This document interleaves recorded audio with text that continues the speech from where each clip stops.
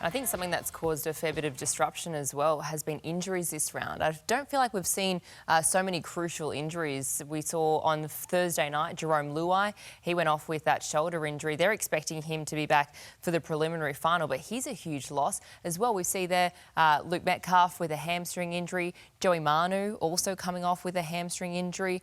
They said Manu's was mild, but never a good sign when you've got to come from the field. And then for Jerome Hughes as well, a slight medial injury. He won't play next week. Out of all of these, who do you think is sort of the biggest one that could have an influence on finals? I think they all are to their teams. Obviously, Jerome Luai, he's the big one because the Panthers were sitting at the top of the ladder. They've won the last 2 premierships and he's been the number 6. So people say you need a bit of luck to win a premiership. This is where the luck comes in, the injuries. You dictate your own football and there's no luck in how you play your football, but there's luck in your injuries. So there's some high-profile players there. Jerome Hughes with a knee. Metcalf, he's really important to the Warriors. Joey Manu with that hamstring. So you've had shoulder dramas. Yep. Will Luai play again this year? I'd be surprised if he plays again. Look, you can come back and play with a torn ligaments in your shoulder, but for it to pop out and then go back in the sheds, there's obviously going to be some sort of damage there. The first thing that Jerome needs to get over is the soreness. So that will take a few weeks on its own, and then he needs to get enough strength in his shoulder to help support whatever injury has occurred. So if he can do that in a short period of time, look, we're 5 weeks away from the grand final. That's what's against him. If this was 6 to 8 weeks ago, he could give himself some time to get back and get it strong enough to play, but I would be very doubtful that he gets back on the field this year. Is it a worry that it could pop out again? Is that something when you have popped it out? Yeah. I've never popped my shoulder out. I've only injured my shoulder, but potentially it obviously loosens all the ligaments around your shoulder, and it all depends on what sort of damage has been done. But by all reports, it's been the better side of what's happened. So, yeah, it's going to be a tough one. The thing I found what was uncomfortable was trying to pass the ball. That's what hurts. Anytime you extend your hands, when you tackle, if you tackle someone nice and tight, you actually don't get that much pain. But it's when you're reaching and being at 5'8", that's when you'll just see their arms drop. And so there's some funny things in a game where your actually shoulder gets tested, and passing was always one of them. I only subluxed my shoulder, but I remember in a couple of weeks after that I played, and that hurt, trying to pass the ball. And if you didn't get in tight in a tackle, that was very painful. And you played under painkillers? Yeah. Oh, yeah. You still feel it. It's very sore. To give people an insight into the pain, you can't turn your car radio on, or you can't grab the Vegemite out of the cupboard. That's what you're dealing with. So to go out there and play a game of football, everyone knows that Jerome Luai's got a sore shoulder now. Guess what he's going to be doing? He's going to be tackling. So he's got to make sure that you can withstand that and play 80 minutes of footy and contribute to your team. Well, the other thing as well, it's also a risk if you're carrying him in the side, if he is to succumb to it at the stage of the game when it's a crucial game as well. That's something that they're going to have to look at as to who they're carrying on the bench. Yeah, but sometimes it works the other way. It inspires people if you make the effort. You go back to the grand final which Cooper Cronk played. His shoulder he had a break in his shoulder. He went out there. When I watched it from the sideline, he found a way to be effective, and it was sort of really to get in the heads of everyone else, and he put himself in different parts of the field. And the thing with Jerome is he's a high energy person. So if all of a sudden he's running out with you, all of a sudden you're going, well, you know what? Maybe I need to work a bit harder. And sometimes it can be inspiring, sometimes it can be a hindrance. Nathan Cleary did it in 2021 as well. He picked up a shoulder injury. He had a bit more time than Jerome, but yeah, can inspire your team. Yeah, well, it's race against the clock for Jerome Luai. But let's talk about the Brisbane Broncos, because as we mentioned before, looking at the ladder, they are now on top of the ladder after their win over the Raiders, 29-18 in the end. Do you see Brisbane winning the premiership off that performance last night? If Reynolds and Carrigan get back, I think they could win it. If Reynolds came back and without Carrigan, they can't win it without Reynolds. Reynolds needs to be there. This was a really funny game. Stop-start, no rhythm at all to the game. In the end, it was Reece Walsh who got Brisbane out. Reece Walsh plays for Canberra, they win. He is just extraordinary. Where does this leave Canberra then, Fred? Well, they're going to beat Cronulla next week. It'll be interesting how Nico Hines is, and everyone will be waiting to see his fitness. But although they tried hard, they got the game they wanted, like Joey said, stop-start. That's how Canberra play. They love it like that. I think they sent a bit of a message how to beat Brisbane is, if you looked at all the opportunities from Canberra, was running through them. There was Elliot Whitehead popped through a couple of times and got offloads. Jack Wyden went through. I think if you try to get around Brisbane, they're fast. They've got really fast edge defence, and they normally cover that up pretty well. But, you've got to be willing to go through Brisbane. There was one moment late in the game, Bill. We saw an escort penalty. Much was discussed about this in the post-show. What did you make of this moment? Well, it was unnecessary, what Hudson Young did. Look, there's a penalty there, for sure. Look at him. He's got eyes for Selwyn Cobbo. He puts his arm out.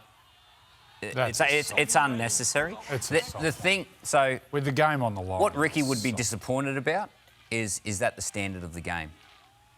So if you go back and have a look at every other escort, is that the standard of the game? Were players getting away with doing that, and then you pick up that one? So that would be the frustrating thing for Ricky Stewart, but at the end of the day, it's unnecessary. You don't need to do it. The Jordan Rapana was a contentious decision as well, 10 in the bin. He stuck his leg out. He tripped a bloke.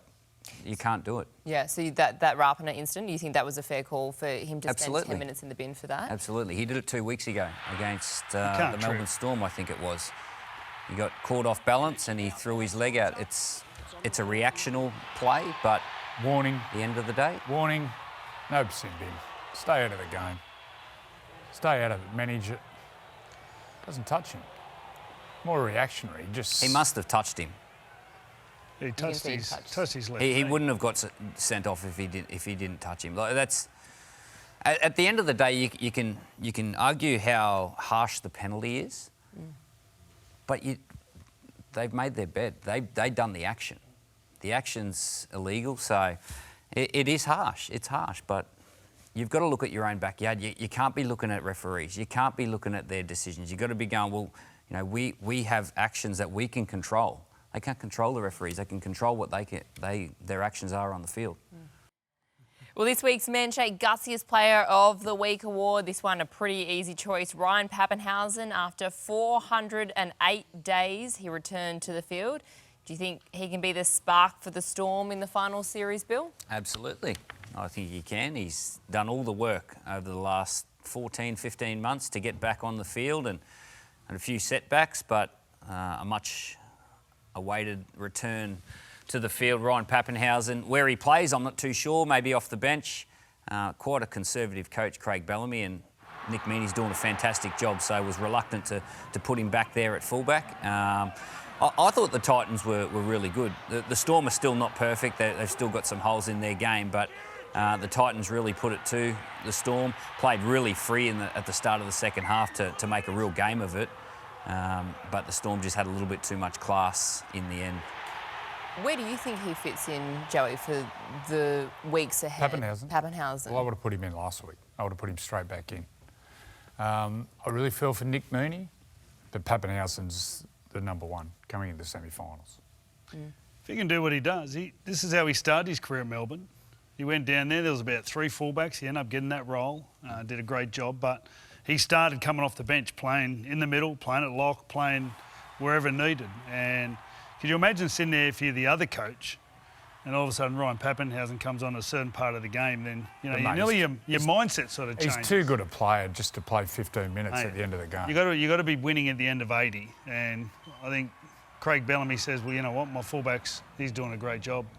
Whether he puts him there or goes with this for the rest of the season, but either way, it makes you stress. It's awfully hard on Nick Mooney, but I'll ask you, are the Storm a more dangerous team with Nick Mooney or Ryan Papenhuyzen at fullback? Yeah, but well, you expect Ryan Papenhuyzen at his best. At his best, that's what I'm saying. He's played 18 minutes of NRL in the last 12 months, so is he going to be at his best? I watched Nick Meaney closely, and there's a lot of stuff to Nick Meaney's game that goes unnoticed, and he brings that every week. So is Ryan Papenhuyzen going to bring that right now? So I can understand what Craig Bellamy's thinking. I'm with you. I would have played Ryan Papenhuyzen last week. Well, the only way you know is you throw him out there for 80 minutes this week. Yeah. That's when you get an idea. So he did play. So he played a number of weeks for Q Cup. I think it was played 2.5 games.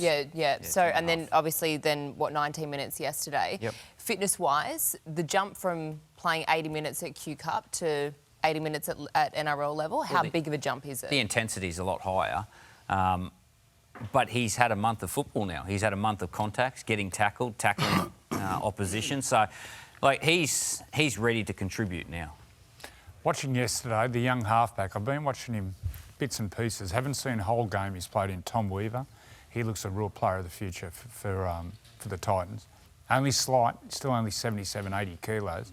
But his foundation of his game, his technique of his passing and kicking, and a couple of times yesterday took the line on, which shows he's got the courage to take the line on. I think they're the ones that got to be all in with him at halfback. He looks a real player of the future. Exciting times as well. Young enough. There's a team building at the Titans. There's a real team. They've got a really strong forward pack led by Tino. David Fafita's in really good form. I think there's a team there building. If they can nail this young halfback and he improves and let him get out there and make some errors, let him try and learn his game, but there's a player there moving forward. Danica, Des Hasler was at Amy Park yesterday too, so obviously getting his feet in the door and growing relationships with the players already, so getting a head start for next year. Did you have a chat to him? No, I didn't. How's he looking? Did you get? I didn't actually see him. I just heard he was there. Oh, right. Oh, rumours. He's just combing his hair. The rumour mill. Just quickly, Jerome Hughes, the injury to him, the knee injury to him, is it worrying? Well, of course. He went off the field. He picked up a medial ligament injury. They don't think it's too bad. He played on for a period of time, but I don't think he'll play this weekend, or it's a Thursday game, so it's a short turnaround for Melbourne against the Broncos. But of course, that's a worrying sign to pick up an injury this close to the finals.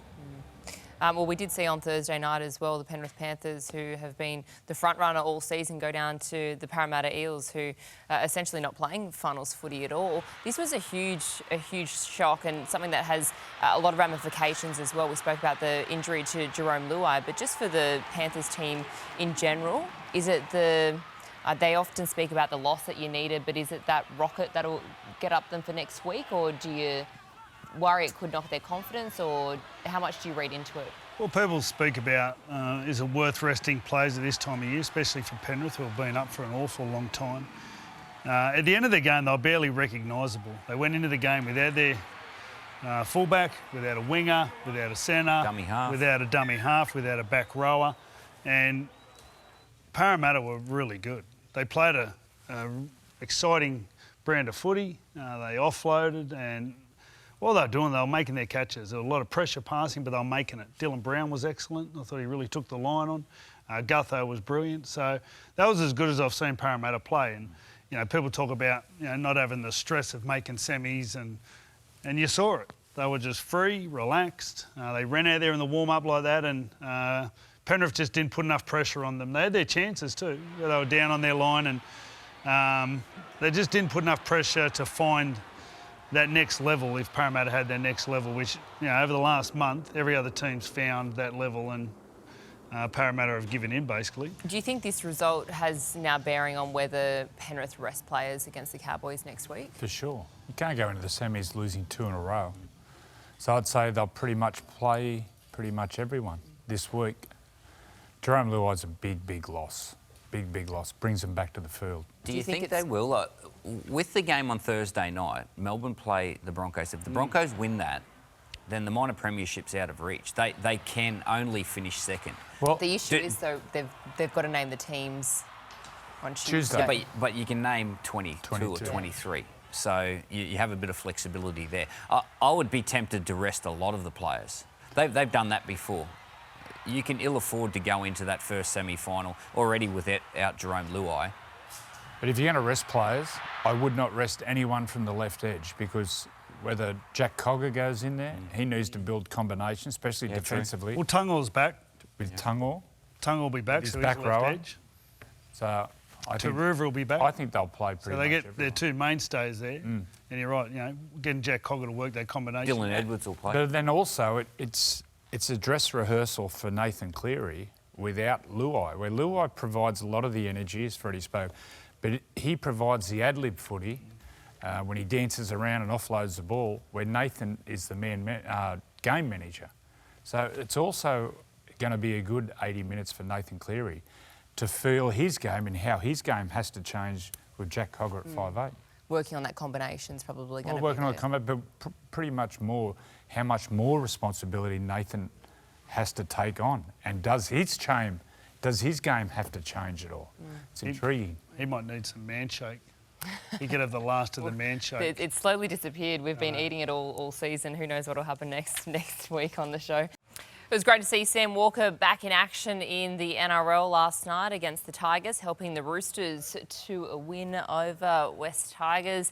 He's had a lengthy stint out, dropped, and also struggling with injuries as well. But it was good to see him back, and hopefully they'll have him there for the finals. I've got to say, that try alone would excite a lot of Roosters fans. Not only Sam Walker, but Brandon Smith, just the way he ducked out. As we know what he can do, Brandon Smith, and then Sam Walker just followed and bubbed off 3 players. Well, something that the Roosters fans won't be too excited about, the Match Review Committee has just released their findings this morning. Jared Hargraves is facing 6 weeks out. So that's for 2 separate incidents. So they're 2 individual 3-match bans. The first one is for this incident on Api Coruscant, and then moments later, It was an attempted headbutt with Stefano Utoikamanu. So one of them dangerous contact, and then the other one on Stefano. That's a striking charge. So that's 6 weeks if he takes the early plea for both of those. That is huge. That one there is dangerous. Appy's not looking. Does he hit him in the head? Well, yes. Does he? Yeah. We must have. To get 3 weeks for it. You how, can't argue with that. how does that impact their finals chances now, considering they've got a big game against We've got the game Rabbitohs? against the Bunnies. How big's that going to be? Joseph Manu won't play. He was running and just went whack. And he hobbled off with a hamstring. So They'll get Tedesco back. Yep. Tedesco will be back. But then also, I think Nat Butcher has a charge. Well, you got the charge sheet. I don't think Nat Butcher's been charged, has he? No, but Nat he was put on report. Nat Butcher has escaped any punishment. The other one that we'll discuss as well, Corey Horsburgh. Now, this could have huge impact on the Raiders' finals hopes. He's facing 3 matches out for that. So that's a third and subsequent offence. That's a shoulder charge he was done with on Corey Jensen. I can't remember that one. I can't either. Did the game anyway. But the Roosters... 79th minute. It shapes up a big game against the Bunnies next week. Big. Can we move it to Allianz within a week's notice? I think that's Is a it very... not at Allianz? It's at a core stadium. That makes sense. Allianz would be buzzing. Allianz would be... Well, Allianz would be a sellout. Yeah. Just gives you a reason not to go. Last year, Bunnies, those 2 games Eastern that were Suburbs, at Allianz. Roosters, Eastern Suburbs. The second one, the whole booing scenario was just... I don't think I've ever been in a stadium where it's been so intense. That was incredible, that game. That was hostile, wasn't it? Oh, Well, the Rabbitohs headquarters are 5 kilometres down the road from Allianz Stadium. Doesn't make sense. Doesn't make sense. Does not make sense. So also this means for Jared Hargraves, he's closing in on playing his 300th NRL game. So he was due to play it in round 1 of the finals. Then if they missed out on finals, he'd be playing it in Las Vegas. It's going to be midway through next year. He'll miss Vegas. Yep. He'll miss Vegas. Poor Jared. The effort was there from the Roosters. They played tough and the effort was there. But to get to the semi-finals, if they get to the semi-finals, or even next week, they need to improve a fair bit. Who wins out of Roosters Rabbitohs, considering that Manu's likely to be out, Jared's likely to be out, and the way that the Roosters, the Rabbitohs, all their off-season, off-court, off-field drama rather, at the moment. Roosters, for me, they're playing better football on the field, and that's what counts. South will they just gather the troops, get them in and just lift big. They've had a week off. I think they'll lift. They've had a week off. I have to say the Bunnies, that have to be a big reaction, from their senior players especially. But it's a reaction from the last 2 months. Yeah. It's not a reaction from last week. It's a reaction from the last 2 months. They haven't built good habits in their game. So Roosters for me. Would you be worried if you were the Roosters going in to face the Rabbitohs, considering everything that's happened in the whole news cycle? Would you be worried about how that would impact the Rabbitohs? I'd be worried about the fitness of my own team. They've got the other front row, Lindsay Collins. He's just a machine. So I saw him this morning picking avocados, so he'll be right to go next week. No, they're just worried couple about their of own team. The thing is with South, there'll be a reaction for sure, without a doubt. But you need to take it to a part of the game where, they start thinking about the other habits and the sterliness slides away. So the Roosters did that really well. They were tough. Luke Keary's playing really good. He was good, sharp. And when Sam Walker faded out of the game and he got a bit tired, Luke Keary stepped up. With the HIA. I wonder if he'll be right to play because he had the HIA. He go back on? It was a category 2. He passed it. Yeah. So he'll be fine. He won't have It's the good to see 11th day Brandon protocol. Smith finding his game, running the ball, his strength. Well, this is just shaping up to be a great clash. We'll have all the action Friday night, the Roosters and the Rabbitohs right here on Nine's Wide World of Sports.